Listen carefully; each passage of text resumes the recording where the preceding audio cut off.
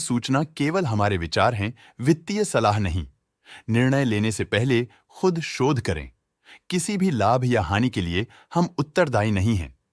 एलिकॉन कास्टलॉय ने अपनी नई शेयर होल्डिंग रिपोर्ट्स रिलीज की हैं, जो फाइनेंशियल ईयर के क्वार्टर और पहले हाफ को कवर करता है, जो सितंबर 2024 के 30 तक चलता है। ये रिपोर्ट कंपनी के शेयर्स की डिटेल्ड जानकारी देता है, जिसमें promoters, promoter groups, foreign investors, public investors और सरकारी एंटिटीज शामिल हैं। प्रमोटर्स शेयर होल्डिंग 2024 के जून में 55.2% से 2024 के सितंबर में 54.18% तक डिक्रीज हो गया। ये डिक्रीज दिखाता है कि इस टाइम पीरियड में कंपनी पे प्रमोटर्स का कंट्रोल कमजोर हुआ है। पब्लिक हेल्थ शेयर्स का परसेंटेज 2024 के जून में 34.87% से 2024 के सितंबर में 33.56% तक डिक्रीज हो गया। इस डिक्रीज से साफ है कि इस टाइम पीरियड में कंपनी में पब्लिक का हिस्सा डिक्रीज हुआ है। DII डोमेस्टिक इंस्टीट्यूशनल इन्वेस्टर्स ने अपना शेयर होल्डिंग जून 2024 में 9.16% से सितंबर 2024 में 11.37% तक इंक्रीज किया। ये बताता है कि डोमेस्टिक इंस्टीट्यूशंस ने कंपनी में अपना इंटरेस्ट 2.21% तक इंक्रीज किया है।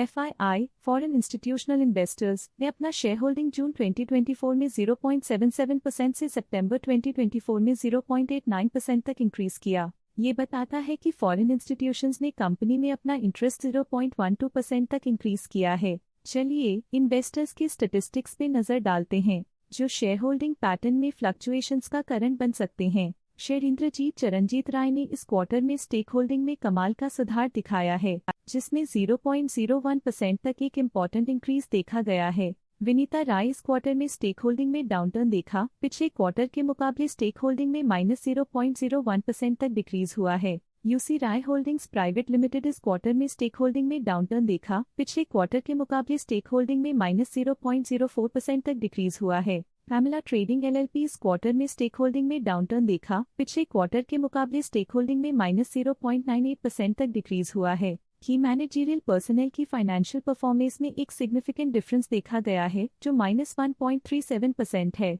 राजीव सिकंद की फाइनेंशियल परफॉर्मेंस में एक सिग्निफिकेंट डिफरेंस देखा गया है, जो -1.23% है। लेटेस्ट क्वार्टर में म्यूचुअल फंड स्लैश ने स्टेक होल्डिंग में इंक्रीज देखा, जिसमें 2.26% का अपटिक देखा गया। बंधन स्मॉल कैप फंड ने अपने हिस्से को पिछले क्वार्टर में 2.19% से डिक्रीज करके 2.15% पे ले आए हैं। ये कंसेक्यूटिव क्वार्टर्स में -0.04% स्टेक्स डिफरेंस दिखाता है। ऑल्टरनेट इन्वेस्टमेंट फंड्स ने अपने हिस्से को पिछले क्वार्टर में 0.11% से डिक्रीज करके 0.07% पे ले आए हैं। ये कंसेक्यूटिव क्वार्टर्स में -0.04% स्टेक्स डिफरेंस दिखाता है। SBI automotive opportunities fund current quarter में 2.43% शेयर्स के साथ कंपनी में एंटर किया, जबकि प्रीवियस क्वार्टर में उनके पास 0% शेयर्स थे।